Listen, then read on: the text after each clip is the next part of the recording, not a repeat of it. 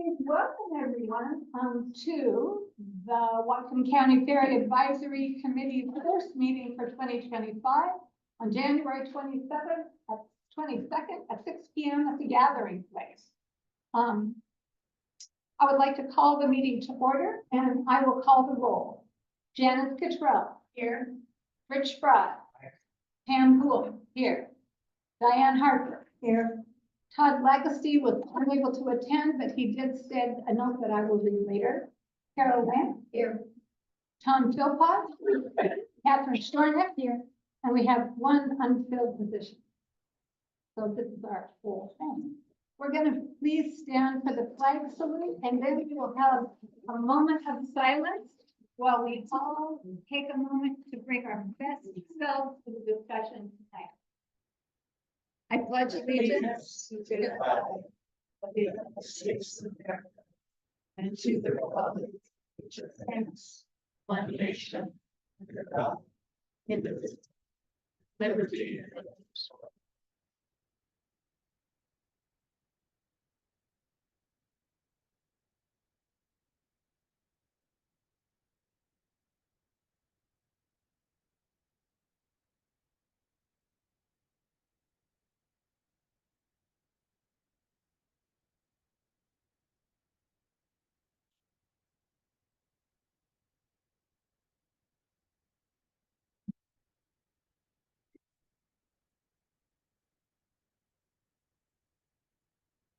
Everyone is finding a seat.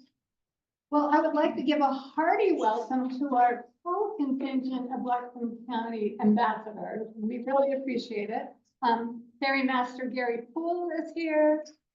John Scanlon, our County Council representative to the Ferry Advisory Committee and Vice Chair of the Council itself. Liz Kosa, who's the Director of Public Works.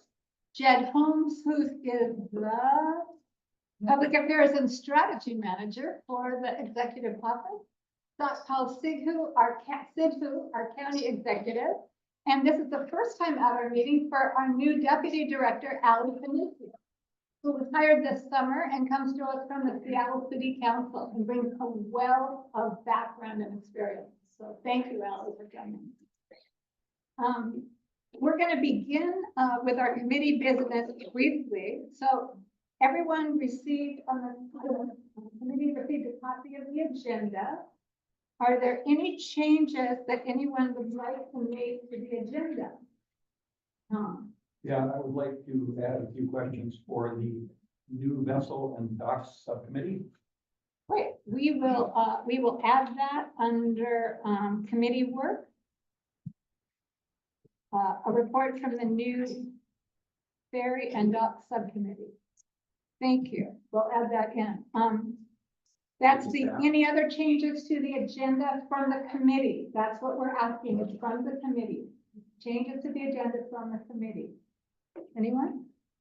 Hearing none. Do I have to take a vote on that? No. So we will add Tom's suggestion and the agenda will stand with that addition.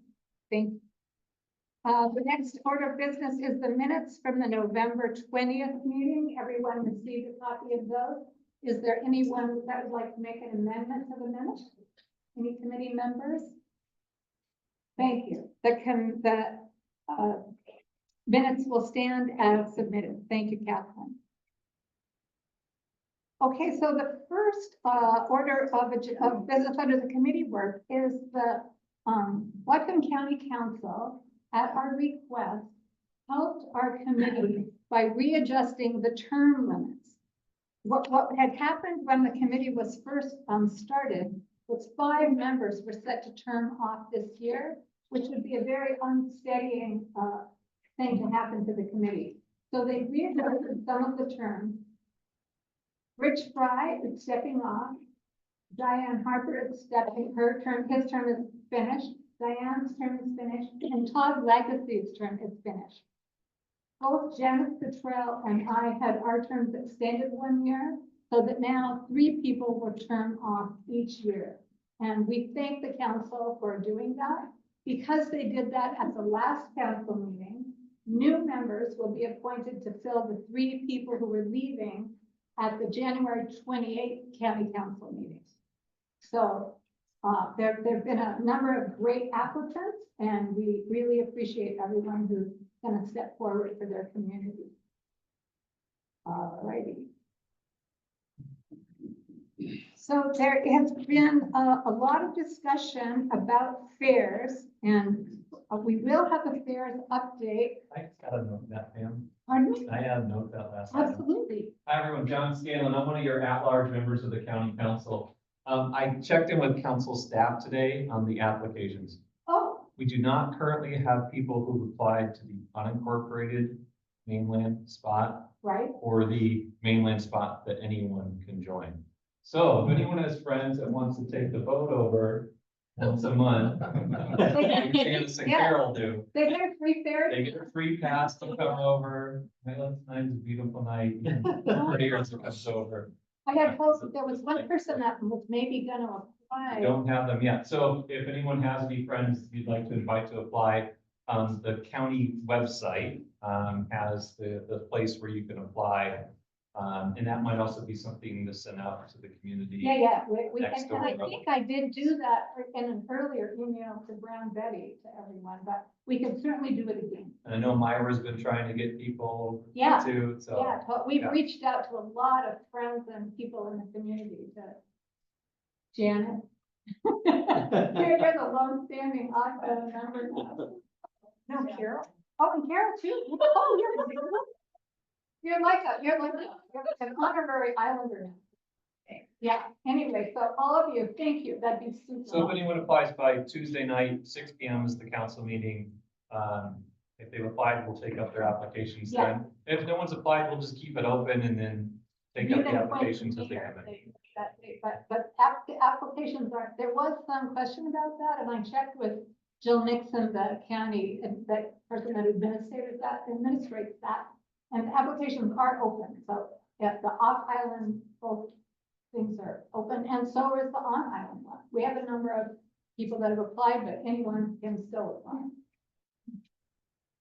Okay, so the next thing that we were going to discuss was ferry rate updates and possibly some updates about the court case that has been recently decided. I know that Gary, we just had an email 45 minutes from the time we got here about how the rates are going to change. And I think I'll let Gary talk about that. No? Or yeah. Or whoever would like, Callie, like how the changes are gonna be, but maybe could we wait? Let me just- give you overall on the fairs, and then they can talk about more detail. Okay. So, thank you. Thank you for this meeting. I had promised more than 2 months ago, probably 3 months ago, that I will come to the January meeting. And at that time, the biggest thing was the new ferry. And I think it still is the new ferry. You can't do that. Okay, I can talk, I can try a little louder. So at that time, the biggest issue we were talking, and we were going through the biennium budget process with kind of the end of November, early December that passes. So I said, and then holidays come in. So I promised that I will come to the first January meeting and we'll talk about the new ferry. Of course, in between, the fairs have come up, and Peter is right here. And I just want to congratulate Peter for presenting his perspective. And we as a county presented our perspective. I don't think there is a right or wrong in that. What it is we all work for our community. I just want you to understand, the government is one of the largest nonprofit community organizations, right? And so are you, and so is the communities. And sometimes our interests clash with each other, right? And at that time, because I want to talk on fares a little bit because we'll talk about the new ferry because a lot of people may have a lot of questions. I just want to set the ground for that and we'll welcome if you have any questions. So we had known more than a year ago that the pylons, which was talked all about, is not or it is the minuscule issue of raising the fares because pylons cost is not big enough to impact plus or minus side. It will impact, but that was not the biggest factor for the fare box declining fund. So we are required by state law to balance the budget. We are not like federal government, okay, we can do deficit financing. We have to balance the budget to get the council, and council can approve only balanced budget. So that's what we thought. I know there were a lot of different suggestions and things at that time, but in our wisdom, we thought that is the best thing we can do is what we did. And now, in last few days, the court has decided, and I just want to say what I talked to Peter, that we accept and we honor the judgment. I congratulated Peter when we meet a couple of weeks ago that this is great. We have no animosity because we are working for the same public. We all are working for the same public. And there may be some conflicts at different times. Anything we say, it still goes to the public benefit. And Ferry fare box impacts mostly people who are resident of the Lummi Island. Of course, there's a vested interest that we should protect our interest. But when the seat I sit on, I have 50 different interests, including road fund, including other issues. The floods which came, we still paying for that and repairing for that. The floods from 2022, it may disappear from the public's view, but we are still have to have money to fund those things. We got very little money from FEMA. But anyways, I don't want to dwell on that. So we, like I promised, we will revert the fares back to, and that's what Peter insisted that because I offered him a couple of things that which I shared, he probably shared with you, that there is one thing is that we can, this is the two extreme cases, leave the things the way they are and then see what the future is going to need. The second thing was read the judgment the way it is, go back to that, and then find the new course. We said, that's what you want, that's what we'll do. And that's what I'm promising, that we will try that we can reduce these fares. Now, I'm going to get in trouble. As soon as end of this month. Cash fares, what you sent, cash fares. I know there are a lot of details to that. I'm going to just cover overall. Okay. If you ask me, what my fare, what my ticket will be, what would 30 pass will do, please don't ask me those questions. But I'm just giving you an overall picture that as the judgment, we need 30 days. Even if we reduce the fares, there is a current county code. We may not match that. We may not be in compliance with that, with the RCW, which we have. But money part of it, we can take quick action to reduce the money part of it.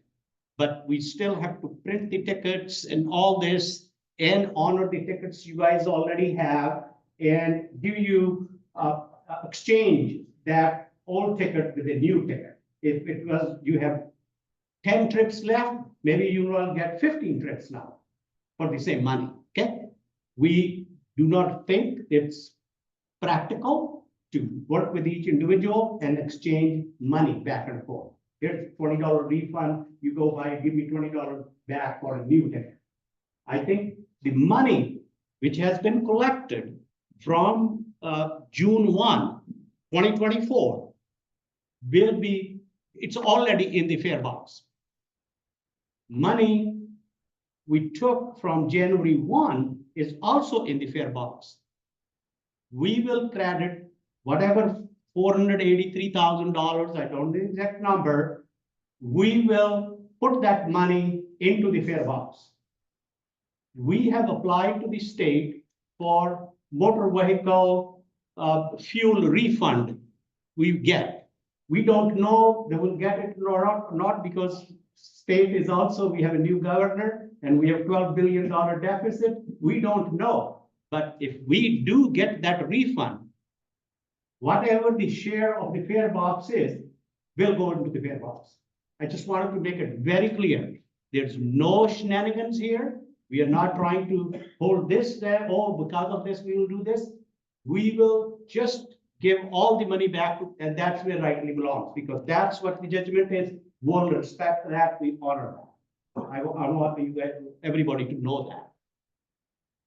So, other than, we are gonna talk about this later when we get to your presentation, but oh, when we're we finished don't with have a you. particular presentation. We are more here for your answers. Okay, well, we're gonna get to Okay, that. so I will stop here then. I am more interested, what my original promise was to talk about how we're gonna build the new ferry. Exactly, that was the Thank presentation you. I thought you were gonna. Thank you, do. sorry. It came to me and I said, because this is on everybody's mind. What's gonna happen tomorrow? Right, I right. just wanted to put you to rest so we can have a reasonable discussion. Thank you. Okay, thank you. So, pardon me? Got it, okay, so this isn't the time for, we're not gonna have questions now, but we will when we, as soon as we're done with the committee business, then we'll do questions for everyone. Pam, do you want a report out on kind of where we're at with the new bill? No. We will, but not. Yes, we will, but not right this Not second. right, okay. Just that we just have some stuff we have to get through Yes, first, yes. and then we will. We absolutely do want that. But I can say that the executive team has some questions now. You don't have to answer them right now, but we'd love to see them be addressed later. And we did send them to you ahead of time. Yeah. So you do have them, but I'm gonna read them for everyone else. Yes. These are questions that we would like to ask. Which line items in the Public Works budget are under consideration or eligible to reduce total operating costs for the ferry? Because we know that is a big issue, and we want to know how the county is going to head in that direction, and if we can help with that. We know that it's challenging to think of an effective way to refund the excess ferry fares already paid by islanders and county businesses. What plans are under consideration to minimize staff time and potential lawsuits involved with individuals and businesses seeking refunds for things that they paid? So we will hear about that later. Since issues do remain in some sections of the current code 1034, who in the executive office might work with us to propose amendments to the county council for 1034? We all recall that we were assured during the last revision process that changes could occur as necessary. And the last question from the executive team is, as county executive for the entire county, what are your plans to seek a countywide ferry taxing district in order to alleviate reliance on only unincorporated Whatcom County areas to support the ferry? So those are 4 questions we posed to them ahead of time.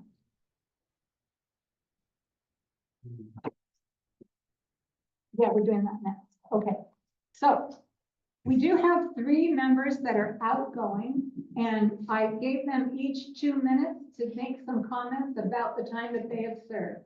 And one of the members who has served us really, really strongly is Rich Fry. He was a member of the original LIFEBAC as well as WACBAC, and he has finished his 2 terms. And so, Rich, this is your time. You can speak to the, I know you have a soft voice, so you might have to speak up to have it on record. I thought this was gonna come at the end. Yeah, no. Sorry. Okay, so.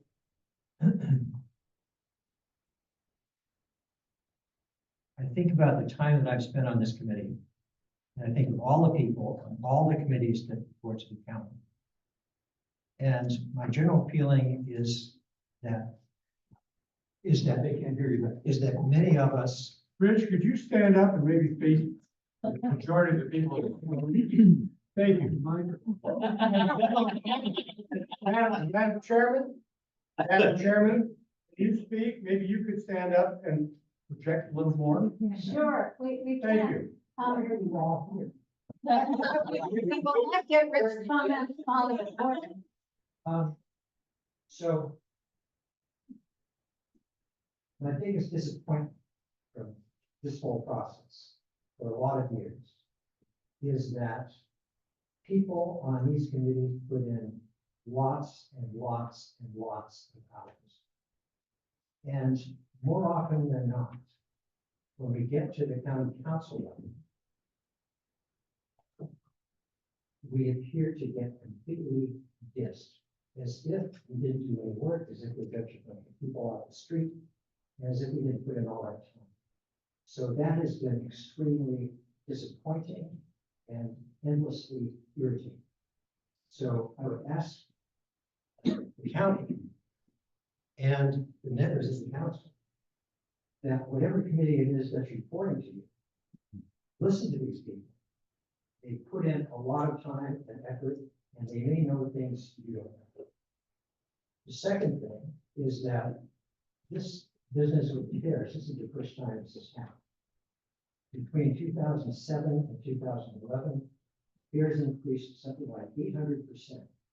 A lot of us saw a lot of our friends and neighbors leave the island because two commuters annual fares went up from maybe $1,000 a year for a family to something like $4,000 or $5,000. So there's that.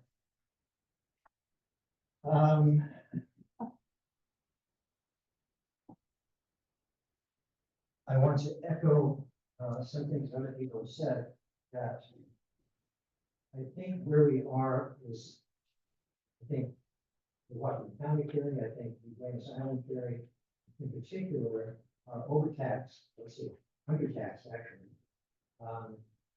And unlike Pierce County Ferry or some others, we really don't have the demographic base to support Anchor Ferry with the rate structures that we have and the distribution of costs as we know. So I like the idea of some kind of change to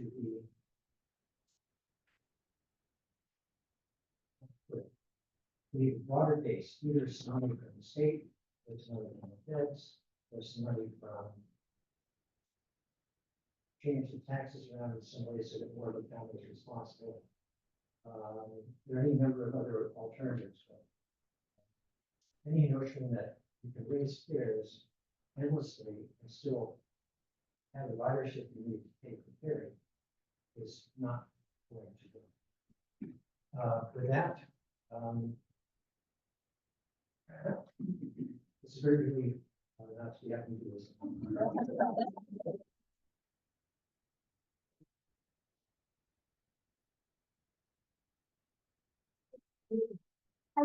Tom, is there any way we can get that microphone going? We can't because of feedback, right? Feedback into this machine. So again, this is a test. We have a good mic system. We I know. can't use it. We can't use it. Maybe we'll figure out a way to be able to. Sabotaged by the executive? No. We'll speak loudly. Yeah, we'll do our best. I would like to say in Rich's behalf, the two big things that he worked on for 8 years or more were, we don't need a ferry as big as we had originally planned. And we now are going with the hybrid 20 size ferry. So that happened. And you were absolutely relentless about routine and regular charges, and that the dolphins were not routine and regular. And the court has in fact proven you to be correct. So thank you.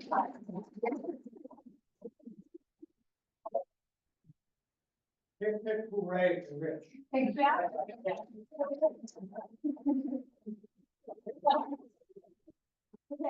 Diane. Thank you. I'm going to take an extra minute because I was on the 2011 Citizens Task Force for the Lummi Island Ferry that was appointed by the county council the last time that the county got excited about, oh no, we have this huge gap between the amount the fares bring in and the 55%. And so I just want to say that that committee made a number of recommendations, some of which were implemented, many of which were not, and they are coming back to haunt us again. We made recommendations then in terms of repair and maintenance, in terms of the lease with the Lummi Nation. We made recommendations on how to cut costs. I hope that in the future, as Rich has pointed out, we will get a better hearing. This committee will get a better hearing from the county executive and county council. I worked for the county for 9 years, have worked for state government and local governments. And I have to say that from the outside, I have been disappointed in the respect paid for the recommendations that came from 2011 committee and from this committee. You all know me probably as a numbers person. I'm going to throw some numbers out there. The county took on the ferry as a road in 1924. We could have had a big 100-year celebration last year, but none of us were in the mood to celebrate. Originally, the fares paid 100% of operating costs, but only for the ferry. And then over a period of about 40, 50 years, there were negotiations between islanders and the county government. Gradually, they went down to 85 to 80 and then to 55 in return. Then fares started taking on some of the dock expenses as well as the ferry operating expenses. That's when the negotiation happened that it would be only regular and routine maintenance on the docks. And one reason that we wish that the county had paid more attention to what we were saying 2 years ago and saved a lot of this is that we knew that that was deliberate wording and it was part of that earlier negotiation. The thing about the island is many people here have lived here decades. And so elected officials and staff come and go, but islanders' memories remain. The big issue that we have now, I think, is there, and I've heard this from several people, is a real lack of trust in county government. And partially that's because we had some judgment calls by the county that weren't perhaps incorrect accounting wise, but were incorrect from the point of view of what the agreements that the islanders understood had been made with county government, and that precipitated a 35% fare proposal. And then when the work group got together and found these things that had not been correctly accounted for, then there was talk of a 15% fare increase. I want you to know that as of January 1st, the fares that the council adopted and that the county executive proposed, or his departments did, raised pedestrian fares from this time last year 100% and raised vehicle fares 80%. That's for the punch cards that most residents buy. That is a cause for lack of trust in the future. I think the county can rebuild that trust, but I suggest that you start by not trying to make back the full amount in 1 year. I don't think that that in the end will give you the maximum fare. I think the gradual fare increase will. Now that I've yelled at them, I'm going to yell at you guys for a while. So in 2011, we had 293,000 passengers and vehicles. Guess how many we had in 2023? 293,000. All right, guess how much fares we collected in 2011? 1.55 million.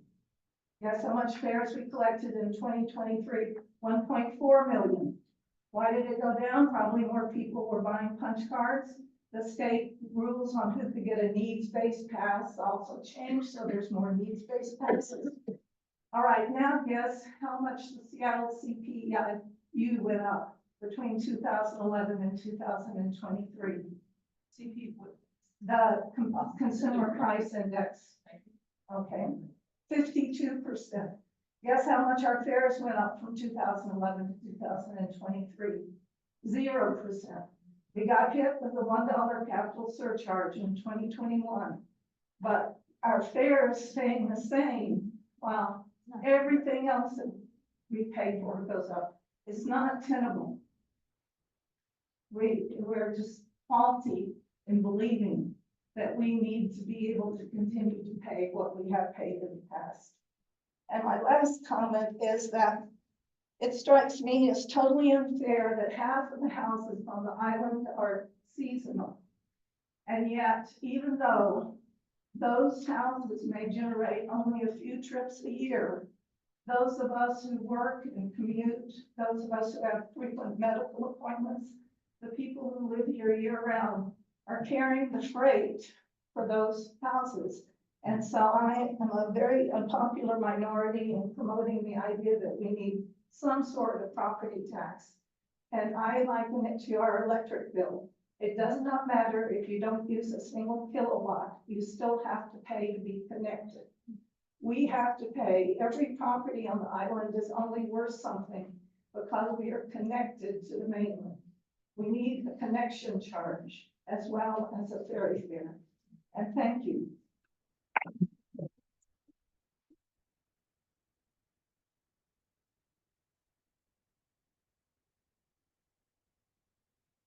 Diane has agreed because of her extensive Excel spreadsheet knowledge to continue to back up.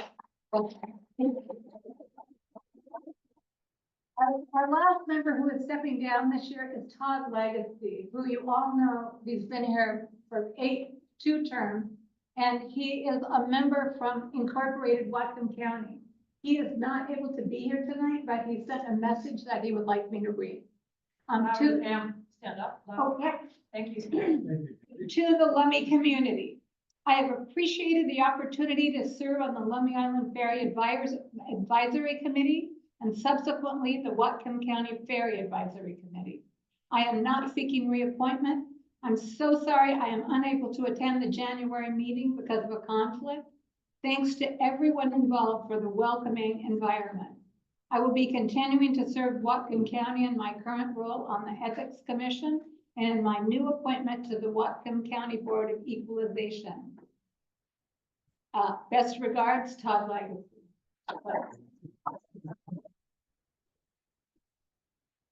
Then finally for this committee business, and then we'll get to the program that the county is going to direct.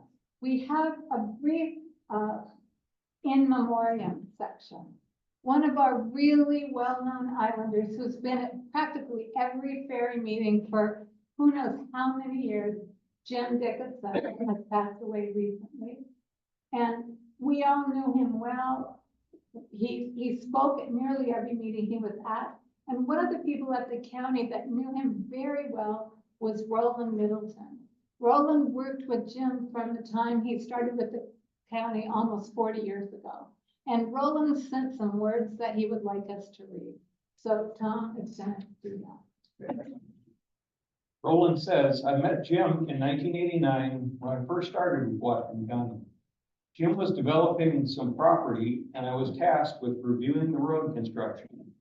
Jim was pleased that I came from the mining industry and not, as he put it, some kid who has never had a shovel in his hand. We spent a lot of time talking about the roads that I had worked on in the mountains of Oregon, Yukon territories, and Alaska. Jim and I were involved in one way or the other on several projects and plans on Lummi Island. The Peregrine Falcon Reserve, the Aquifer Protection Code, and the 2008 Lummi Island sub-area plan, and of course the ferry.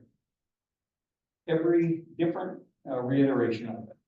Visiting the island won't be the same without hearing Jim's laugh and listening to his latest idea. I will miss him.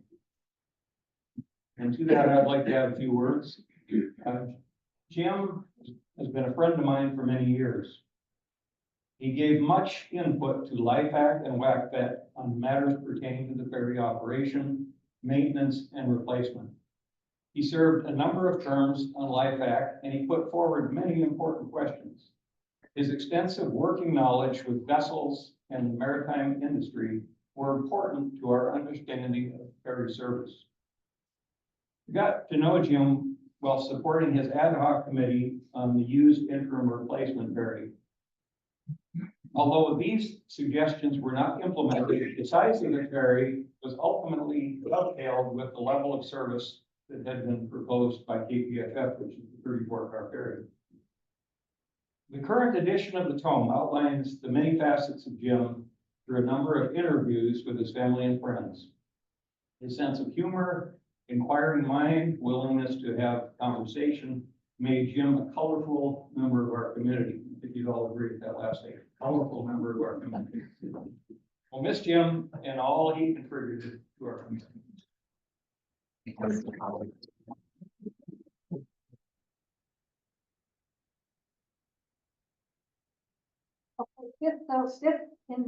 any other committee members have business they would like to discuss, we will move on to new business and that discussion. The first person we're going to recognize for that is Ferry Master Gary Poole, who will give us a brief update on ferry matters. Can I stand up? Yeah. Remember the microphone is in the air. Ferry updates. Everybody wants to know about dry dock and the dates.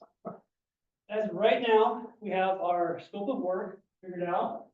It's at the county finance. They have to go through, read the contract. Once they get the contract figured out, come back to us.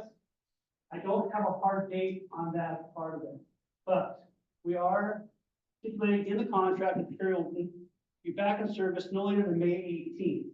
It's a 2-week dry dock or pier side. And starting date could be anywhere in mid-April, but no later than end of May 18th and no longer than 2 weeks. So if we started, let's say April 1st, it'd be a 2-week dry dock from April 1st. At that point, I wish I could tell you guys more. Dry docks are really hard. Being it's the pier side, it's a little easier. Myself and Liz and Brett at DNR are trying to work out a way to make a multiple year contract. So we have more stability. So I can tell you guys in 2 years where we're going to be at. It makes sense. Let's put that there. And I had a question about electrical fare box collection. With here down where Gadget, they're going to start their electrical. Electronic, excuse me. Yeah. Electronic, March 17th. They're gonna try it, so we're gonna give them some time, we'll go down and visit and see how that's working out. That's still a work in progress. I just did a podcast with Roland and Andy, talking about the ferry, our great ferry crew. And the safety training that they do. It's kind of amusing, so if you want something to laugh about. Where we find? The Whatcom County. It'll get posted, on the, Elizabeth Cosa, it'll be, posted on the ferry website when it happens, and we are about just at the brink of getting onto Spotify, so that you can hear all of the Public Works podcasts. But yeah, Gary did a wonderful job, and we expect it to go out, in the next month or so, but we'll certainly let you know and do a push to let you know when it actually comes out. And it's not just for you, your community, it is also for the mainland. A lot of folks don't realize that we have a ferry, because you're kind of hidden, past Lummi Nation, but this is really to give awareness to the entire county on, hey, you own a ferry, and this is the ferry that you own, and here's the amazing crew and the things that we do, and come ride your ferry, so maybe we can entice some ridership. So, thank you. And I also want to apologize and thank you people for your patience. We had our cable fray last weekend. It was unexpected. We do our regular dock maintenances, inspections. The engineers were out and looked at it, and they're like, we don't know why it broke or what caused it, but we appreciate your patience in those kind of instances. We worked with what we could in order to get the service back in for you guys as quick as possible. Also on that, Gary mentioned we don't know why, so we're actually putting it for forensic analysis, so we can find out if there was an issue with the steel itself, the cable, the actual wire within the cable. And then hopefully maybe there's a design component that we can do to modify so that doesn't happen again. Turns out it wasn't just the fray, when they actually filleted it open, most of the internal wires were also completely corroded. So this was a very, very, this is why we do those inspections. This is why we're constantly looking at all the equipment. We could have been looking at a much worse failure. So hats off to the crew who is paying attention to those different service checks. So we'll take the near miss any day. So that's, I want a short outage instead of a long one.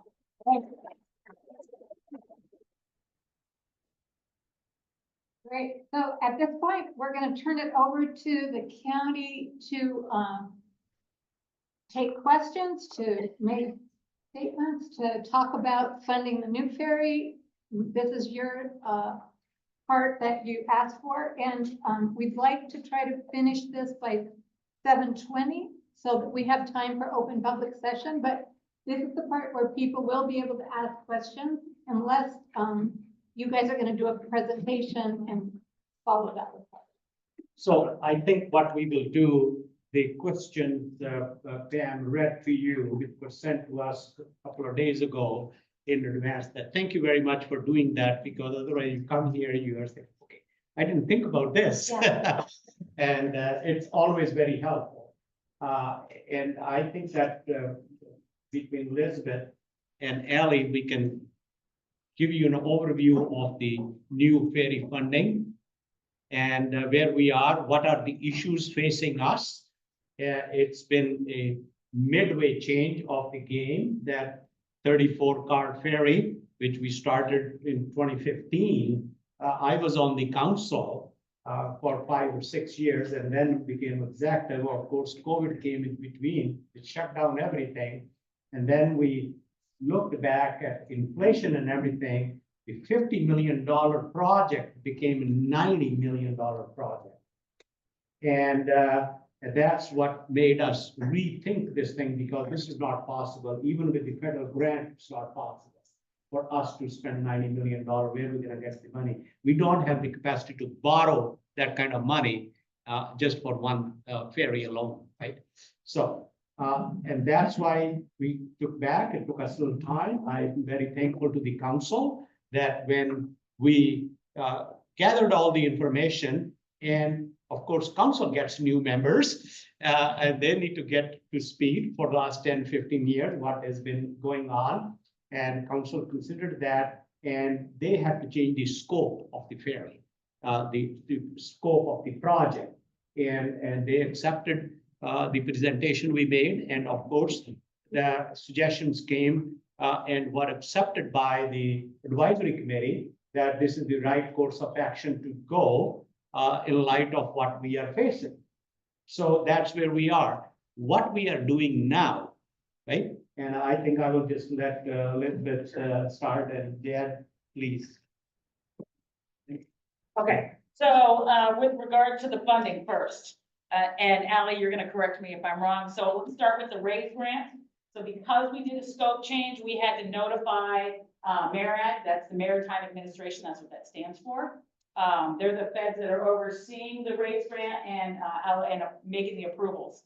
Anyway, we did the scope change. We did have a preliminary meeting early last month, where we talked about the scope change. I can tell you firsthand, I thought we were going in to basically get a no and say reapply. We were pleasantly surprised that that was not their response, and their response was, well, we have a series of questions that we'd like for you to answer, and so we are going through that process as we speak right now. We've done most of the drafts. We're working and tweaking those last questions and answers that they have, and we hope to give that to them, all the responses next week, early next week. So that is our target. As far as when they're gonna get back to us, well, that's the feds. So we hope fairly soon, because we're in the middle of going through all the timelines and processes for the approval of our biological assessment, and also all the approvals for the funding itself. So I don't have a quick answer for you on that, but as soon as we know, we'll let Gary know and let you guys all know how successful we are with retaining. We do believe that there is a good chance we will get some, if not all, of that 25. So cross your fingers, cross your fingers. So we did ask also about, in the interim, should we reapply for raise? And they said emphatically, no, you have already been granted an award. You cannot go for another award for the same scope. So let's say we do not get this award, let's say they come back and surprise us that we're not gonna get anything, then we do plan on reapplying for the next raise opportunity. All right, so then the next item was the CRAB money, it's County Road and Administration Board. We got awarded the County Ferry Capital Improvement Program grant. CFCIP grant. And that was $10 million. That's paid, that's $500,000 over a 20-year period. We have, by the time we build this vessel, we'll have collected 2.5 million of that. However, again, scope change, went from a 34 to a 20. We went from full electric to hybrid. And so that is a scope change. We feel, in my preliminary discussions with the CRAB board, they believe that we're still eligible. We're a ferry county. We're the last of the ferry counties to apply for this. Every other ferry has received it, but they want me to meet in front of them at the next CRAB board. That is January 30th. So I'm driving down to Olympia, and I'll be giving a presentation on why they should keep all the 10 million that we are awarded. Then we had $5.3 million in transportation funds. In the prospectus for the state budget, it says 34-car ferry. In retrospect, next time we're gonna make sure that we always are pretty vague and just say the new ferry or replacement ferry so that we don't lock ourselves into the specific numbers. Anyway, we're looking at changing that 34 to no number at all and just have it as a replacement ferry and terminal work. It is in the budget. And we're going to make sure we're working with our legislative partners to ensure that we continue to receive that 5.3. Now, Jed, I'm going to let you talk about the other asks. Okay. Sure. Jed Holmes, Whatcom County Executive's Office. So, the state has their transportation budget and their capital budget. We know that in the last legislative session, they provided some money to Lummi Island or to Skagit County to help with the new Lummi Island ferry. That money was tied to the Climate Commitment Act, and it was tied very closely with their commitment to building an electric ferry.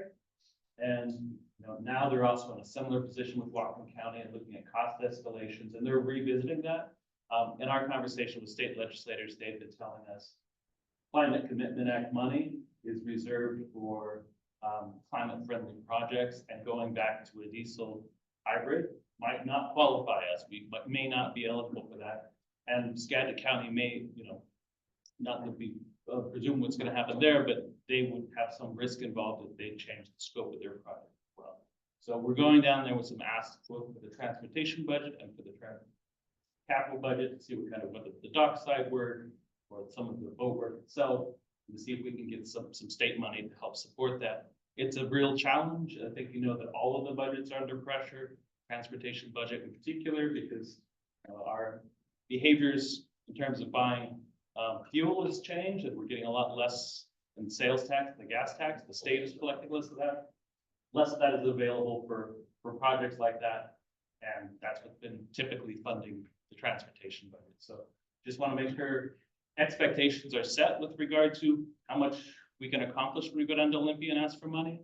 I think expectations have really grown over the last couple of years, particularly seeing what Skagit County was able to achieve, but also know that there are a lot of things tied to that. And going back to the smaller vessel of diesel electric hybrid put some of that at risk, but happy to take questions on that. I can keep answering some of the questions unless we want to take questions in between.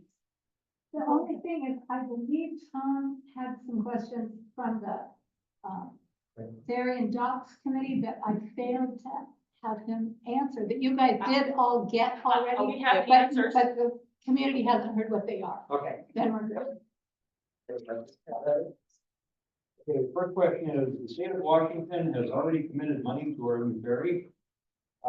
With the reported as our executive said, with the reported $10 billion state deficit, we may not be able to get more money. have you pursued or gotten any assurances that the Guaymas money that was committed and not spent could be diverted to our project? I don't think that's a realistic expectation. That's generally not the way state government would work, where it grants a particular project in one county, and then that's up for grabs, as for, so I hope we don't have that expectation that that money is available. Skagit County has not lapsed that money. It just hasn't moved ahead with its project. They may still move ahead, but that money, it doesn't like set up for grabs right away. It might go back into a state pool, but we would have to compete and qualify for that, so.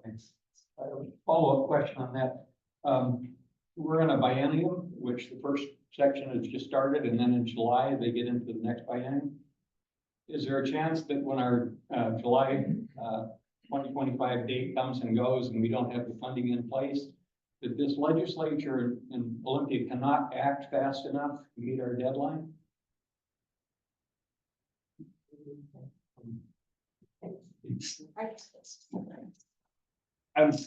I'm gonna try to understand your question. So Yeah. we have a deadline with respect to the raise grant to kind of put all of our funding together and report to them what our plan is for that, right? And so we would know before July whether or not we're getting state money, right? So if we have a commitment, I think the session ends at the end of April. Right. We would know that money's coming. I think for the raise grant, we need the county council to come together and agree on a funding plan for that. Right. And it may include, incorporating some state funds if those have been allocated. Yeah, so one other one. So I would ask you then, have you asked our representatives to go to bat for us so that we get the money? Yes, everyone. Or does it help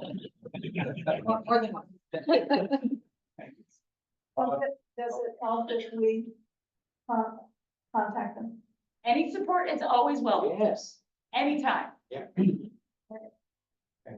So are there other questions from the audience regarding funding? Janice Holmes.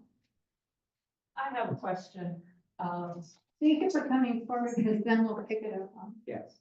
I appreciated what you said earlier about being bound to follow state law and different things as far as budgeting, fair setting. State law also requires counties to create this ER&R fund, equipment rental fund, of which the ferry has been placed into that. Interpreting that RCW, there's a Washington Administrative Code that also governs what the rental fee we pay for the ferry is to include. And it states that it shall include, part of that rental fee we pay monthly shall include replacement costs, funds for replacing that piece of equipment when it ends its useful life. You sent a memo to the county council, Mr. Sidhu, on January 6th, saying that the county has not set up an adequate ER&R reserve fund for ferry replacement. Yet the ER&R fund is required by state law to have done so. So my question is, how much money is in the ER&R fund that has been set aside over the years to replace the ferry as is required by state law? And if it's insufficient, why is it insufficient? Since that has to be reviewed annually by the council. And what steps is the county going to take to make sure that that money is there? And if it's not, to put it there, because that's where it's supposed to be to replace the equipment. We have a question. I'll speak to that. So CRAB, County Road Administration Board, is the one who does the oversight for that.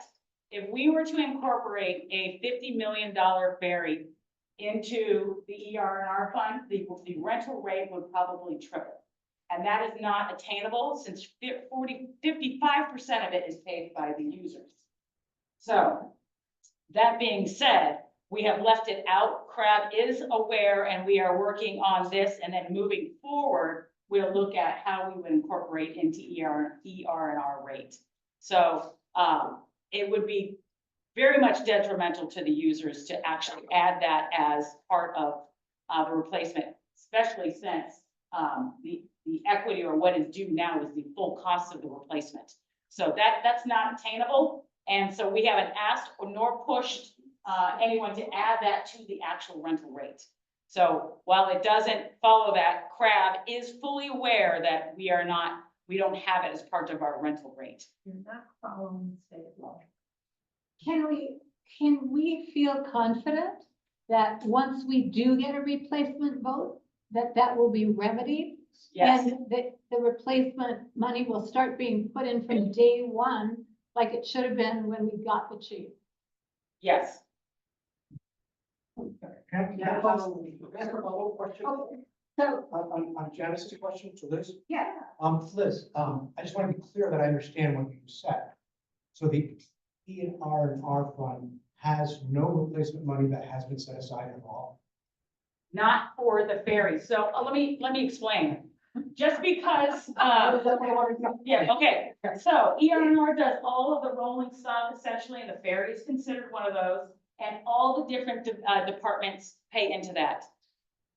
That doesn't mean it's one large pot of money that the ferry fund or the road fund or the general fund can tap into. So let's say the sheriff gets into like 8 or 9 collisions during their normal month or operating year. They cannot use any contributions that came from a different fund. They can only use what they have saved up. So let's talk about the ferry. The ferry can't tap into road fund or general fund for I should say not road fund. That's incorrect. They cannot tap into general fund or the other contributions by any other fund. Let's say maybe health or the flood fund or any of those things. It has to be the fund that contributed that pays for it. So while it's one gigantic fund, it's similar to the ferry fund where it's got these unique users.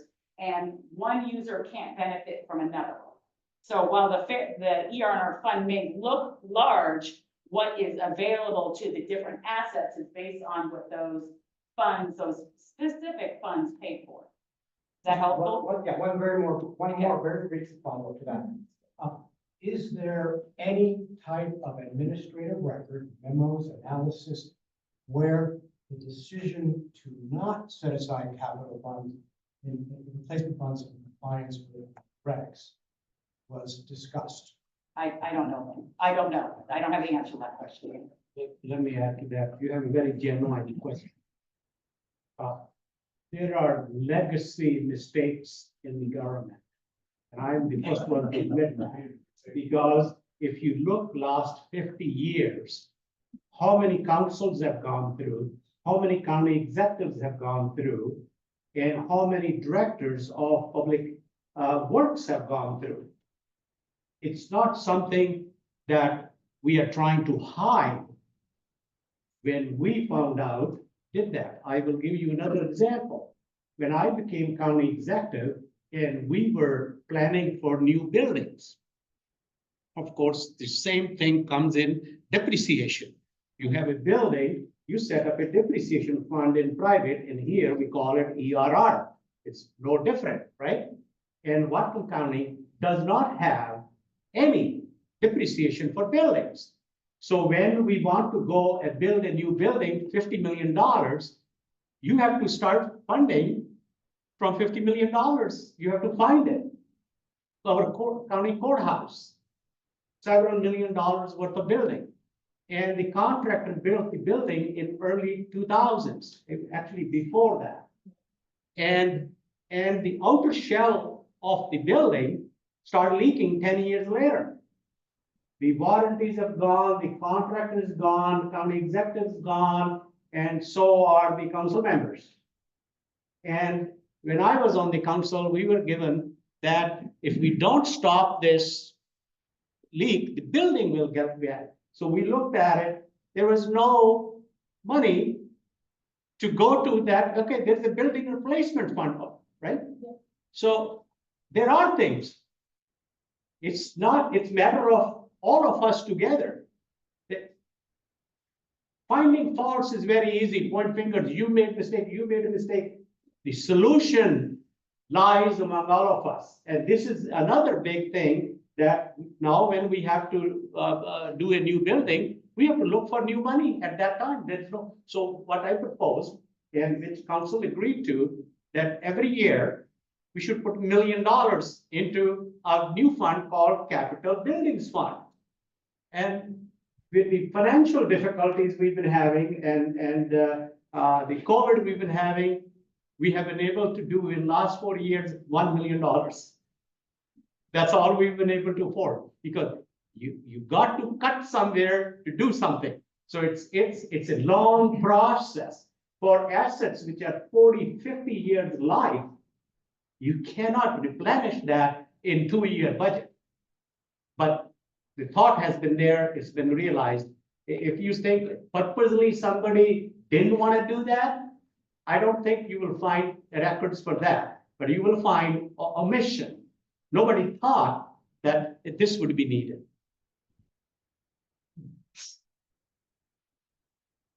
Okay, so do you have any other presentations that you want to make? We had more answers to some of the questions that they had asked. Okay. Okay, yeah, so, Okay. you've already answered, Liz, about the raise grant, what you're doing, so that's number 2 is out of there.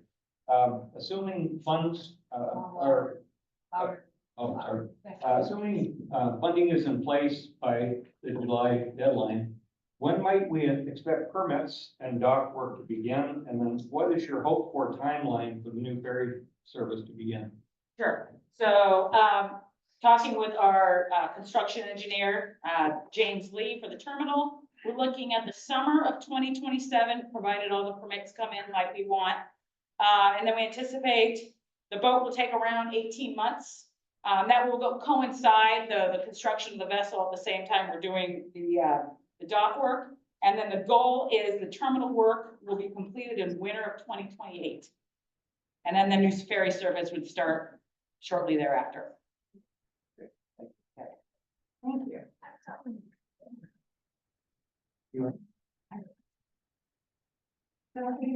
I got the 4th question. First of all, this is mainly for Gary. You've already addressed that Skagit is doing something that you're looking at very closely to see if that works. Would we then implement what they're doing? Or I'll make 2 other suggestions before you say that. A member of our island here has done some research on what's called Eagle Cash. It's part of the U.S. Department of Treasury. And we could get into that. In other words, what we have is you get a prepaid debit card individually. And then when you get on the ferry, it's looked at by the crew. You put it in instead of a credit card, bang, prepaid. You get your discounts and all would be good. The other model that's already in place here in Washington State is Good to Go. I've got one of those in my window, like you go down to Seattle, and even if you haven't prepaid anything on it, it zaps you and you get $4.22 a week later. So if we had something on our windshield that they could just put a zapper on. So let me answer, first of all, Skagit County is going with a system called Anchor System. Pierce County is using it. Then the state is just started using it. What's it So- called again? Anchor. Anchor system. And Tom, and that other system, would you email me? Yeah. You know, I'll give you that. Whatcom County. Yeah, I'll give you the Eagle Cash. Yep, You got it. So we're waiting to see how Skagit implements it. We've already looked at how Pierce County does it. Looking at Skagit brings it online. One of the big issues we have with electronic ticketing is the cost of setting it up. Some of it's really expensive. I'm gonna talk to Skagit here and see what they spent, but I know Pierce County spent over $1 million setting up their electronic ticket system. And so that's one thing we have to look at is what is our return for what we're getting and how long is it gonna get to see a benefit out of that. Yeah, it's great. I love the idea. All of our crew members love the idea of electronic ticketing, of you guys having a prepaid ticket, stick it in, stick it out, and we're good to go. There's no question about whether or not you're have any money. So, yeah, we're looking at it, we're talking about it, and it's part of the process we do all the time, so. That's my answer. Yeah, I was just gonna say on this Eagle Cash, I think that the setup charges are virtually nothing. Stephen Thomas has done some research on this, and he first went to WeQ to see if we could set it up through them. No, you can't do it, but they gave us names of 3 companies, like Eagle Cash is one of 3, that can put it into place quite easily. Well, if you can email it to me. I'll get you that. And that's all the questions I've got. I just would like to pose the question of timing on the deck. And my concern is, how does the crew know with any kind of electronic ticketing that it's been paid unless it runs through the machine? Would you, when you're looking at systems, make sure that they're as quick as the punch card? Yeah, that's our big issue is the way our system works, we take the fares on the vessel. So once you're on the vessel, we have no way of saying, guess what, you don't have enough fares, you can't come on board. We have to deal with that all the time. And I think the crew does a really good job of it. But yeah, we will be looking at that, Diane. And many people on the island remember the days of when we had a sticker. You bought a quarterly sticker and stuck it on your windshield, and that gave you as many trips as you wanted to take for that quarter. You paid a flat fee, and they just went by. And the reason that went away, Yeah. is because I remember those days, anybody with a quarter sticker, if they're driving onto the ferry from Gooseberry, on rough days, you were always parked in that upper front corner, because we didn't have to come deal with you. The reason that sticker went away was the passengers were abusing it. Somebody would loan their car to their neighbor with a sticker on it. They would go to town with a sticker, come back, I've got a sticker. The person who owned the car would be writing in another car and say, I've got a sticker, I don't need to pay it. Wait a minute, and so there was a lot of problems with that whole system. You know, we could talk about that, but that was part of the problem, was the abuse by the users. Yeah. If it's okay, I'll just mention, our desire to have electronic, fare system. I know this committee has talked about seasonal increases. It is nearly impossible with a manual type system.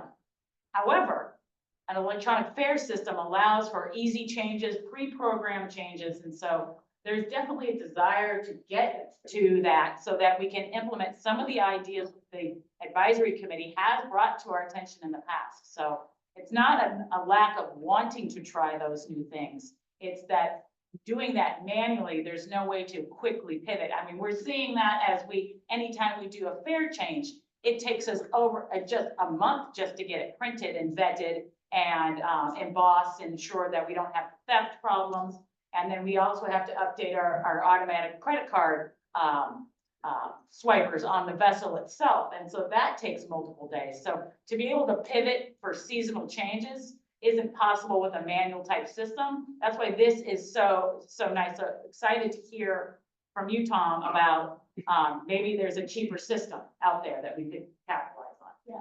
One other comment is all of the state and other county ferries do not change the rate seasonally for people who have multi-trip passes.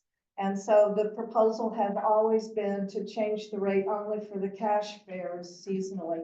And that is what the state and the other counties do. They favor those who have to make frequent trips into town. Those are the ones who buy the punch cards, and those fares do not change for any of the other systems seasonally. Can I ask a question about this section? Okay, Yeah. sorry, I wasn't sure of the protocol. So my name is Erin Deinzer and I live on the island. And so just based on, if I was hearing it right, you're thinking that perhaps the new ferry would be ready to go in late 2028. Correct. Okay, so if I could kind of make a parallel to that, so I have a old car and I have to constantly pay to upkeep it and get new tires and take it in for, various things that give out. Can we assume, since we're going to get a new ferry, brand new, that a lot of things like dry dock, maybe, or I don't know, like, will that go away or will that continue? And then the other thing is, have you thought ahead of time about like what rates are going to be when we get a new ferry? I mean, does everything have to be restructured? In other words, a lot of the maintenance costs theoretically will go away, but now it's a new car. Do I have a loan payment that I have to pay? So I'm just kind of wondering about like how all that's gonna work. Sure. So we'll talk a little bit about dry docks in general and then the savings, and then I'll start answering that question for you. So in 2020, we implemented, we used to, before 2020, take the vessel every year out of the water, pull it out of the water. We have what's called a COI, it's called a Certificate of Inspection. It's issued by the U.S. Coast Guard, and it will tell you exactly how many times in a 5-year period that that boat has to come out of the water for a visual inspection of the hull and all of the underwater equipment like the rudder and the propeller. Make sure it didn't like fall off or it's cracking or whatever. Also looks at sea strainers and markings and make sure that you don't have any pitting of the hull and your zincs and whatnot. I'm talking a lot of maritime right now, so I'll pare back from that. So that yielded, since 2020, and our vessel right now, the way it stands, is the Coast Guard requires us to take it out of the water every other year. So we have to do that. That change though has yielded any year that we take it out, we do not take it out of the water, which will be this coming year, which is why we can shorten the dry dock period. It saves us about $300,000 by not actually putting it on the blocks. So that yielded a pretty significant savings.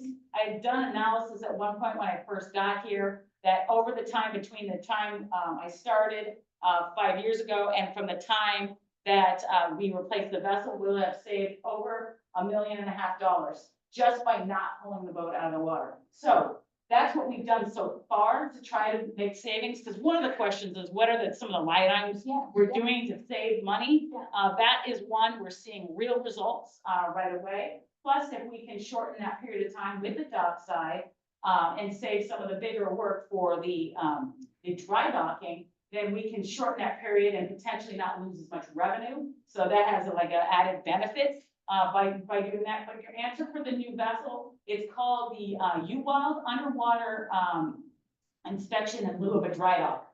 U-Wild, U-W-L-I-D, Wild. Underwater Inspection in lieu of dry dock. Okay, so that says, the Coast Guard says, when you get into that program, which we will, that means we put the right kind of markings on the hull. You allow for swing traps for the sea chest so that you can inspect from the outside of the boat and not the inside. And then you are allowed to do a rover, an underwater camera, where basically you can just have the camera look at these remotely, so we don't actually have to pull the boat out of the water. It means we only have to pull the boat out once every 5 years. So huge savings by not having to pull the boat out of the water. This boat will be bigger.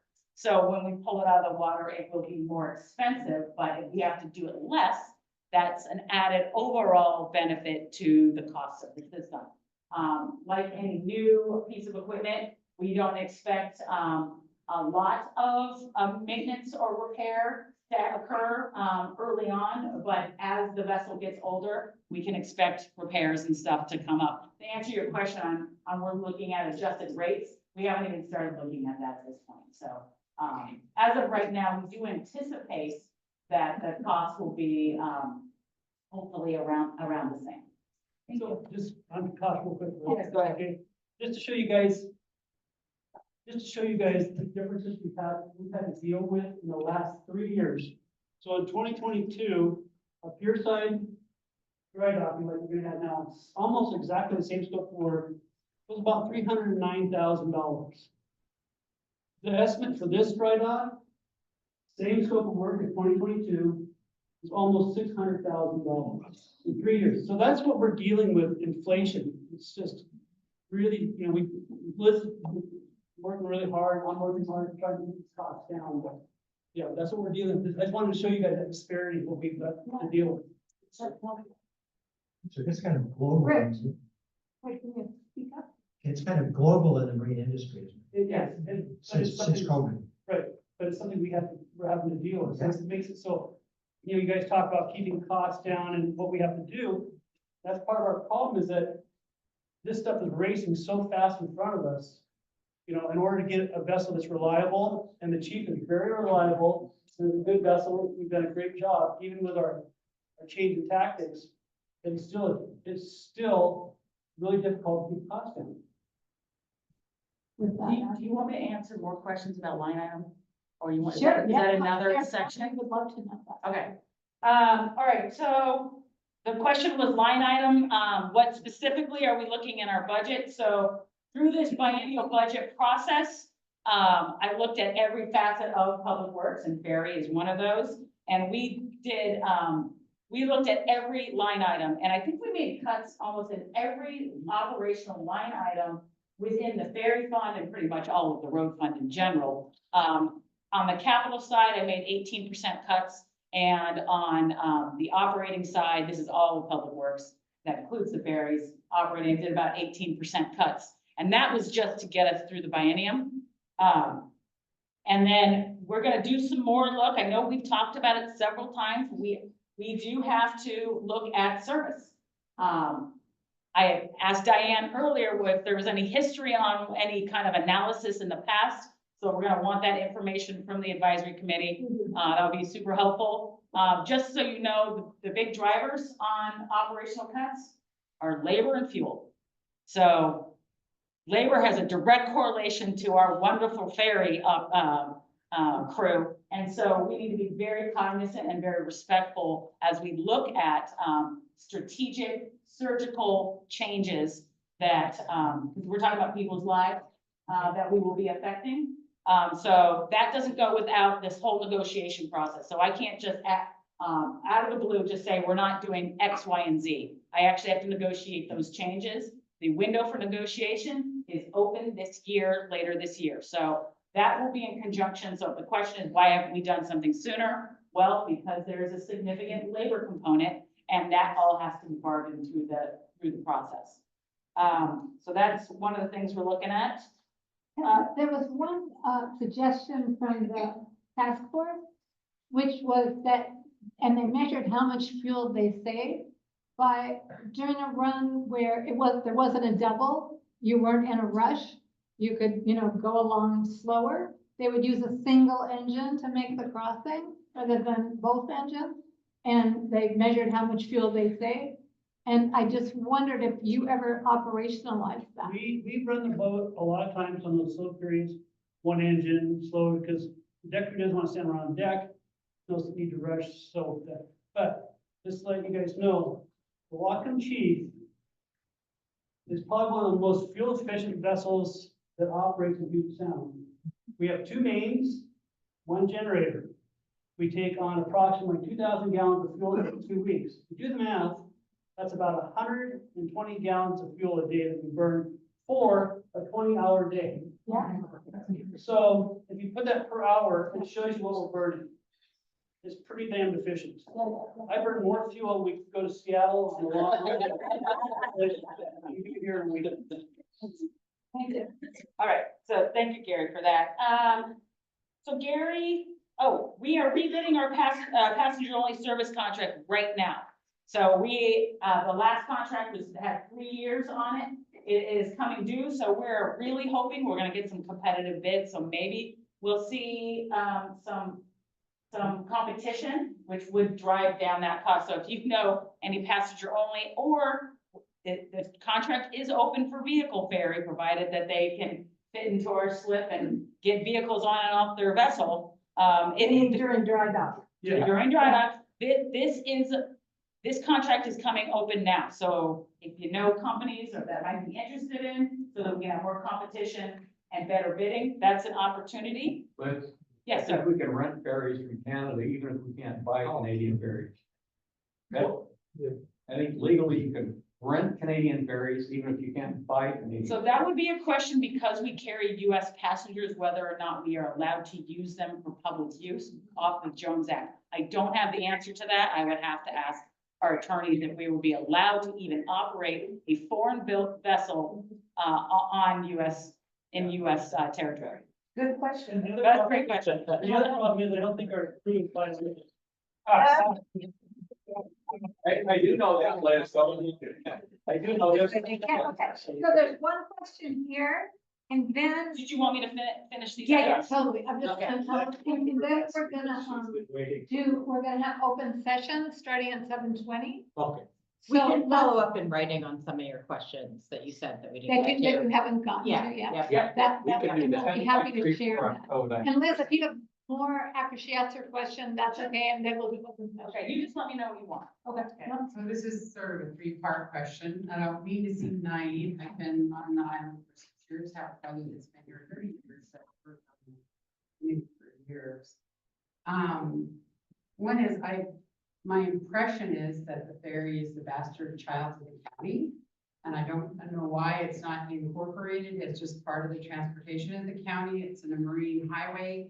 There are hundreds of agricultural roads in your county that I will never use, that you have paid millions and thousands of dollars for. And likewise, there are many residents in Whatcom County that may never, as you mentioned, use the ferry. So I don't understand why we're not just adopted in as part of the county. And I'm curious of where transportation funds come from, like, is that from a certain tax, is that property tax, or is that, subsidized by the government somewhat, I know that. And so I never quite understand that relationship, and I also would like to say, just from the perspective of a newcomer, that I'm in agreement with Janice, that we need to be compliant with state law, and we need to find ways. In the past, there's been misappropriation of funds for our fare box. It's missing, and it's like, you can't build trust. And you can't just say, I felt like her question wasn't really answered in the fact that, are we gonna be compliant or we're not gonna be compliant? And, why is it that we're the bastard child of the county? Why aren't we just part of the transportation system of the county? We have a marine highway, we have agricultural. There's many places in the county people will never use here. There are bridges that are built. There was an $11 million bridge at one point that was built, and there were 12 houses on the other side. I mean, I'm just saying, it doesn't make sense to me, and so I'd love to get that. All right, Part question. so I'll answer that. One, we don't consider it bastard child of the county. I can say that I spend more time working on the ferry than any other item in public works. That's flood, that is roads, that's ditching, that's bridges. By far, more of my time is dedicated to answering questions and working actively on the replacement of this ferry and the continued operation. So that is your opinion of it. That is certainly not mine, or Public Works. I can also say this, it is absolutely a marine highway. It's actually designated as one. And it is part of our road fund. We spend $3 to $4 million a year on this stretch of road. We want to call it the Marine Highway Road. That's more than I spend on any other stretch of road, mile-long road in the county over multiple years. So to say that we are not dedicating funds or work towards this, I'm sorry, that is the way you have perceived it. That is It's not. not the way I perceive it. It's just the way that it's perceived in general. And it's not that you haven't spent those funds. It's just that we are part of the county. 100%, I agree. No one's disagreeing those funds haven't been spent. I haven't understood why we're separated out. They're transportation funds too, so that's our road fund, that's our transportation, so it's funded through transportation. It's considered, you're right, it's considered a marine highway. And yes, sometimes we spend more, like on this system, than we do other stretches of road, like that $11 million bridge. I can't say that $11 million bridge was 90% paid for by federal funds and not local dollars. So we do try to leverage, just like we are with the raised grant and the crab dollars, we try to leverage these higher capital costs with external funding whenever we can. So can I take part? Yeah. I just wanted, for a second, please. I just wanted to add that we are just discussing spending $50 million on a new ferry. So you're not forgotten child. For elected residents, like your example, it's not that we resent that.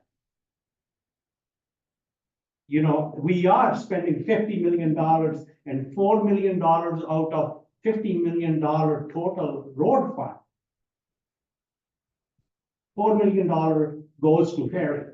You can see 1,100 residents and 240,000 residents. So yes, I know you look from your perspective and I respect that, right? But whereas we sit with all other things in front of us, you are not forgotten. I just want to, if anybody has this view, please find out more about it, that how this particular function is being funded. Why it's not part of road system? That's how the system is. You look at Pierce County, you look at other. We have even asked one of the things that you were saying, what you are doing, we are saying, why don't you make us part of transit money? WTA, they get special grants from the federal government. They got other things, which is bus system. But we are not allowed to use that money. We would love to just merge with WTA and say, okay, this is extension of bus system. Electric buses, electric ferries. Yeah, I mean, so I think there are things, that gentleman. Okay, just Whatever, you need to.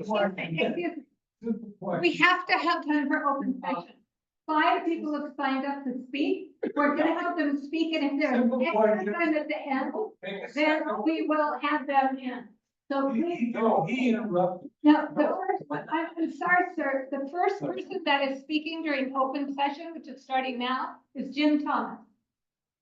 Is Jim here? Yeah, hey, Jim, let me take your spot for just a second. No, Jim-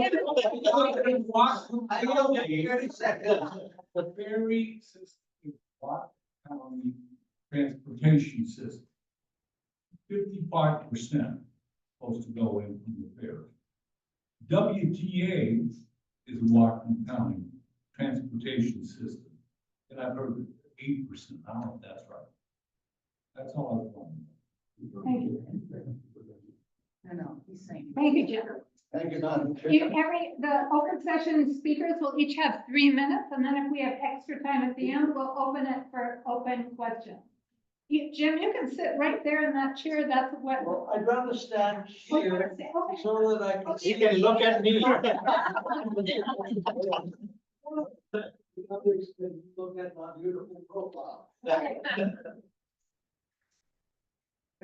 Executive Over.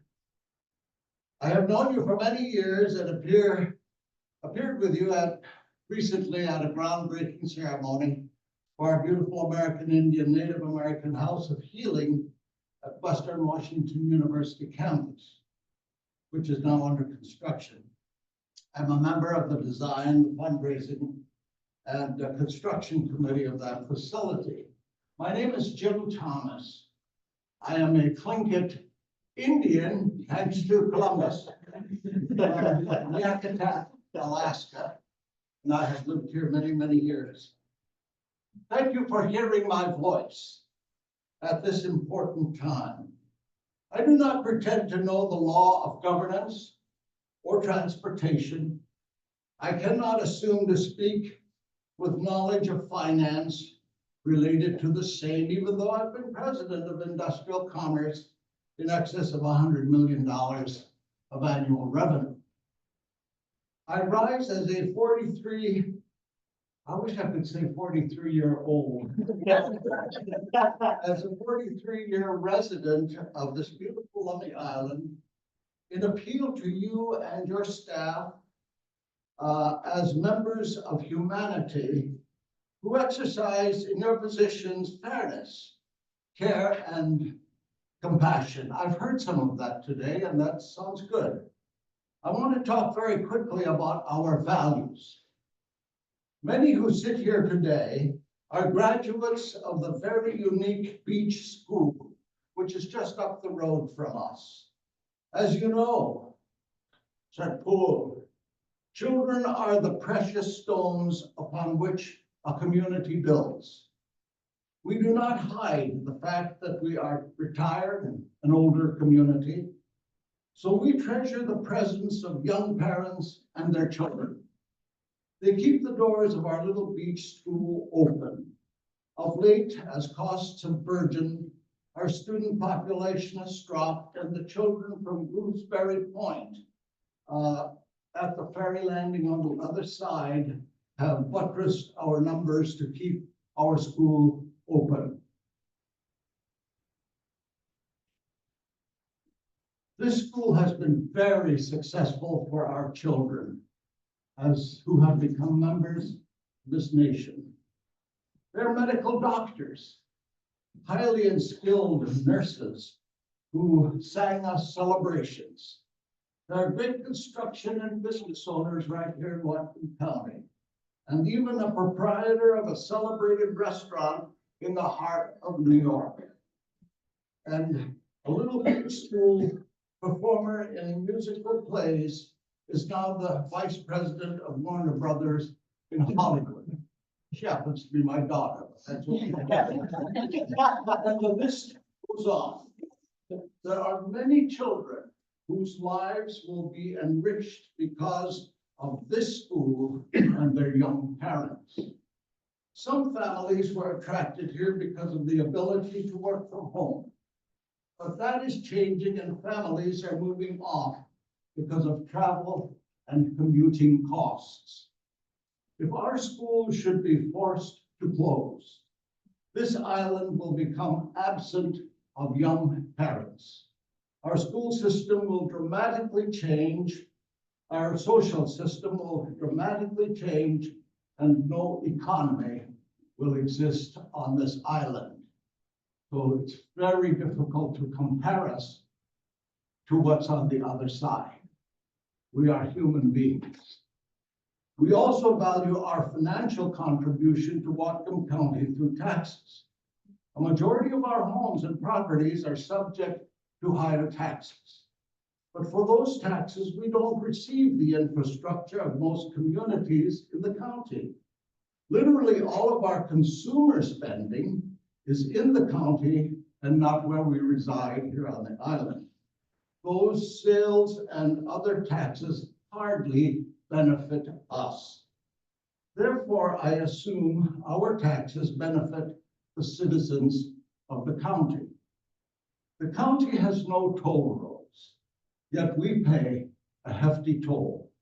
The greater burden is placed on us without consideration of the contributions we make to the county. We need to keep our young people and their children on this island and not drive them away. We need to be treated in fairness. County roads do not require tolls because the roads are supported by so many governments, including the excess of our island property and sales taxes. My request to you is that you do your very best as elected and staff of our county to help us maintain a good, humanly sustainable community. Remember that I have risen to appeal to your humanity, a sense of fairness, care, and compassion. You can legally, yes, appeal to protect your increases in costs, which are now there. And it's literally atrocious. We're approaching $50 per round trip to town, car driver and a person that has to be taken with us. Who in Whatcom County pays $50 just to go shopping, to attend an event, to visit a friend, or God forbid, make a medical appointment? As we look at our mutual problems, let's for the moment return to a fairer toll for crossing on the ferry. Because if you hold us to this new fare while you appeal, and I hope you don't have to do that, as we as individuals of this island will truly suffer. Help the kids at our school and help us oldies make our doctor's appointments without sacrificing our health care because we have to skip appointments. So have I spoken, so do I hold you up for bending your ear toward my voice. How farewell. Now it is finished. Thank you.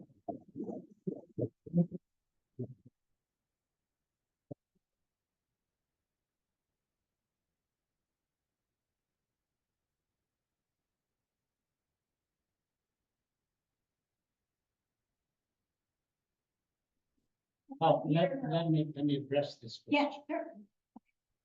sure. This is, sir, very compassionate and moving appeal you have made. And I thank you for that, and I think that is probably true of a lot of other people thinking that way. But there is another perspective to that. And I hope you will listen that perspective as well. And this has been brought up in the council a few times. One of the thing is the island, are you up for development? Like, I'm not gonna mince words and say things in a sugar-coated way. And this was actually brought up in the council, right?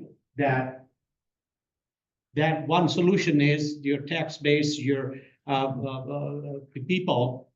But I think that I have also to manage Point Roberts. So you are a unique community. We have to manage Birch Bay. It's not a city, 8,000 population. They have no elementary school. And we have to deal with Eastern County, eastern part of the county. A lot more residents, and they don't have those abilities and facilities. So we are, as a county government, are not targeting people. Oh, they don't matter, just forget about them. Or they don't matter, just forget about them and just service Bellingham. When I ran for this position, I heard a lot from people just in Linden, like they are not on an island. They said, last 50 years or 40 years, Whatcom County has been Bellingham centric. Everything happens in Whatcom County. Bellingham sucks up everything. Money, new things, shiny things goes to Bellingham. What about the rest of the county? We pay taxes. And one thing I did promise that I will try to be non-Bellingham centric. Means work with a lot of other communities. And I think it's true that Bellingham being the seat of the county, largest city, largest voter bloc, that's what the politicians, they work on voting. No politician will do something to jeopardize their votes. And that's the reality. That's our system. It's not for me or ABC person. That's what you do. So I have tried to buck that trend. And that only you can hear. You go to Mayor of Everson, you go to Mayor of Nooksack, you go to Mayor of Sumas, go to Mayor of Linden, and ask him the last 4 years, how did the county treat me? So this is, I just wanted to be even with you and you, sir, because younger people, there is no development on the island. And I think most of people would like it to be this way. And the population on the island is aging. Right? So these are the mega trends which I cannot reverse. So we just offered to Birch Bay, we have a Bay Horizon Park, which was given to us by US Army, US Air Force, and 80 acres. And Blaine School District said they have desired to put an elementary school in Birch Bay. So we said, we have the land available. You, on your dime, go do the environmental setup and everything. We will give you 10 acres to build a school, because that's our responsibility, because it's not a city. They don't have a school district and they want an elementary school. So there are a lot of pressures on the county government and the county council to balance everybody. Point Roberts, you want to pump your septic? Think of $1,500, because somebody from next door, Canada, cannot come and pump your septic. You have one plug going off on your house. The electrician at $75 an hour minimum has to drive from Bellingham, go to Point Roberts, fix a plug for $20 and come back for $250. That is another I've been facing. Talk about issues, talk about difficulties, right? And those people are living and doing that. Right? I'm not saying that they should be subjected to that, or you should be subjected to that, but each situation, each resident area has unique problems and unique solutions, right? And for the school district, does it belong to Ferndale School? I would be happy to go with you, with your residents or committee, and work with Ferndale School District. What are your long-term plans?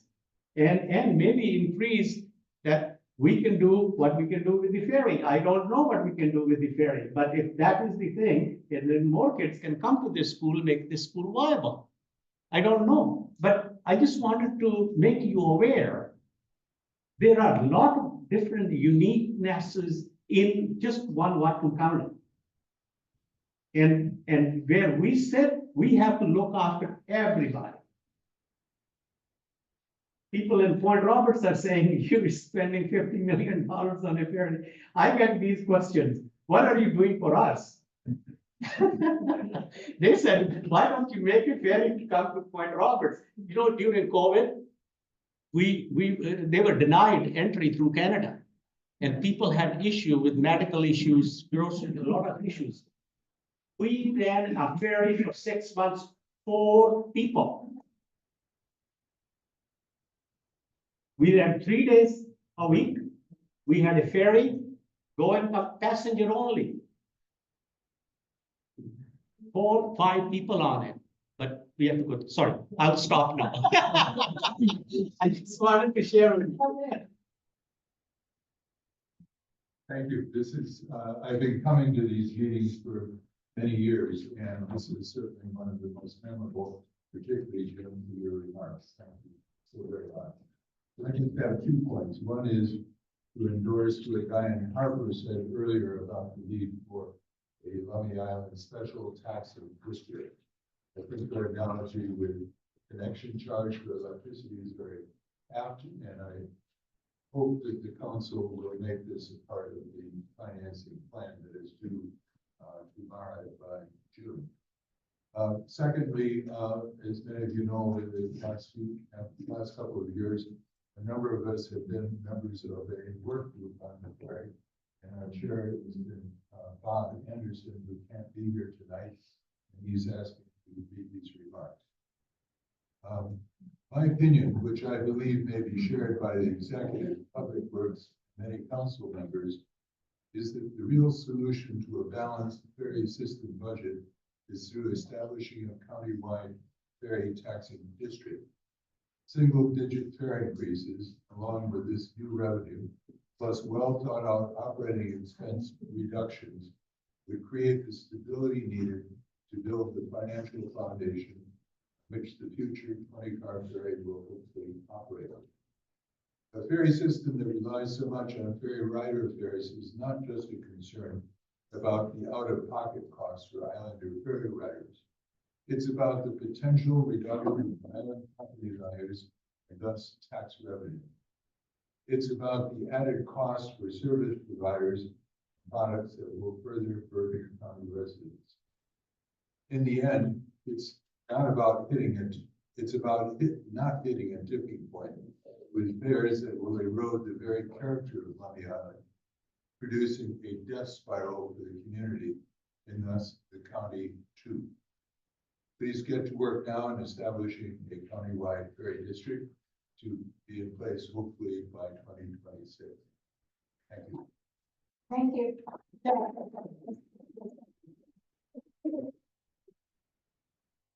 Here, I have 3 points I'd like to cover, and I feel like this piece of in 3 minutes, they're important. They're on the table, they need to be discussed. So I would ask for flexibility from the chair. And I do that respectfully. Right. Okay, thank you. All right. Pat, Paul and I have been talking about costs, operating costs for 2 years. And I gotta say, we weren't able to agree about the Dolphins.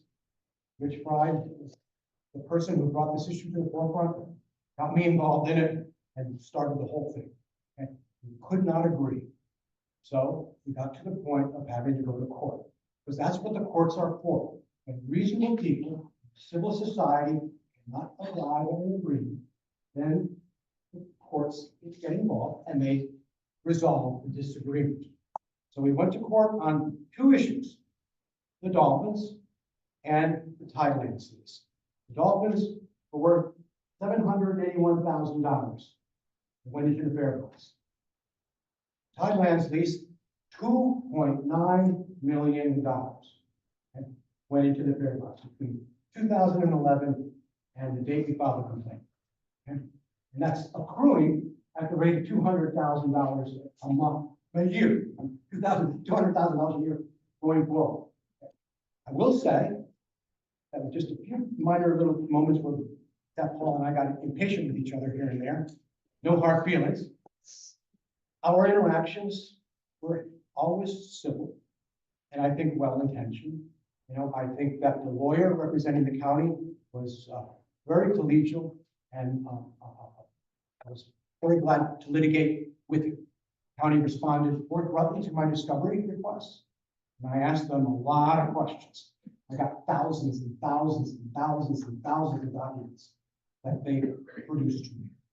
So where we are now is that Paul and I met twice this past 7 days, 8 days, and with Jesse Corcoran, the lawyer from the county, and we agreed on the wording of the judgment. And this is what it is. The county is permanently banned from enforcing the executive order that went into effect on June 1st. The county is permanently banned from implementing any other fair hike that was based on, including the dolphins in the rate calculation base as a cost factor. Okay? Those two aspects of the case eliminate both the January 1st fair hike and the June 1st fair hike. And we revert back to May 31st, the new fairs. Okay. And there's one other very important part of the case, the decision of the court that was not in the equitable mandate, the equitable relief mandate. Because what the judgment that was signed by the judge day before yesterday only was the imposition of the equitable relief. The meat of the decision was in the trial ruling, which was issued on January 7th. And what's really important is that judge said that I had standing. The county fought me tooth and nail, and primarily on the fact that I didn't have a right to be in court. That 1034, the ordinance, did not give me any rights. I had no right to enforce it. And that consumed the large part of the trial. So this is important for everybody in this room to know. The judge not only ruled that I had standing and that I could enforce 1034, but he also said so did every single other Lummi Island fair payer. Every single one of you has standing. Now, this is important for people to understand. Our first encounter in court was over a preliminary injunction. When I filed the lawsuit in April, and I wanted to stop the executive order from going into effect. I said to the judge, stop it, don't let it go into effect. And then let's litigate the case. And the judge said, no, Mr. Earl, you cannot, I'm not going to do that because you have a legal remedy available to you. If you win the lawsuit and I declare the law to be what the law is, and you get a permanent injunction, you then have a right to contract damages for the wrongfully paid increased fares. In other words, I can go and sue the county and say, give me all my money back. Can you even get Barry to hold the ferry, or we're gonna need forever? So this is important for people to understand. I know that. So me. The ferry committee members who may need to catch the 8 o'clock ferry, the county also needs to catch the 8 o'clock ferry. So I don't know what to. Okay, but give me a few more minutes. This is the meat of the thing. This is the meat. Like everybody in this room wants to know, they're going to get their money back. That was paid between June 1 and it will have been paid in February 20th of 2025. And hundreds of thousands of dollars in fares were wrongfully collected during that period of time in excess of what was bought. Okay? And the judge says we all have the right to enforce our contracts. So I go to South Paul and I say, I want to see the county voluntarily come up with a plan, an administrative plan, where they will make us all whole for what we spent. And I didn't get much of a response in my 2 meetings with him, and I didn't push it too hard because that wasn't the mandate for the injunction. Okay? But now, today, that Paul put a posting on Nextdoor, and he sent an email to the county council. And you sure did, you're on it. And I responded today as well. Okay, so, and they're long emails. That Paul's email is really long, and my email is really long. And I have also posted my email on the floor for everybody in the room to read. And this is where it comes down. It appears to me, and it gives South Paul a chance to respond to this, but it comes down to this. Is South Paul going to order an administrative adjustment that makes us all whole? So we don't have to look for it, that we can go in and show our receipts, calculate the amount of money that's needed, and we get reimbursed. Or is he gonna force us to band together and file a permissively joinder lawsuit to collect all that money and spend lots more money getting it back? That's the situation before the county executive. I would like to hear what his answer is going to be to that. Yes. We all know that United States is a very litigious society. We seek solutions. You are wrong, I'm right. That's not how societies can function efficiently. I'm not saying you are wrong, but you are a free citizen. You have right to your opinion. You have right to enforce your opinion. Whatever the court has said. In the light of everything, first thing I talked to Peter was congratulations. I respect that you went through that. Let me explain that because this, okay, I'm sorry. Just a second. I think I get 30 seconds. One, the county spent 0 hours sitting down with the work group, 0 hours sitting down with interested parties to resolve the issue prior to going to court. Is that correct? No, it's not correct. We don't want to get into arguments. I think this is not conjunction for 300 people here. I met with you. I sat down, I explained to you. I have to protect the whole interest of the whole county. You have interest of people on the island. We just took several examples of how different parts of the county need to be done. I'm not disputing, but I think if you want to go back and forth, it will not produce any reasonable thing. You're right. I just already congratulated you. What else you want from me? 0 hours. I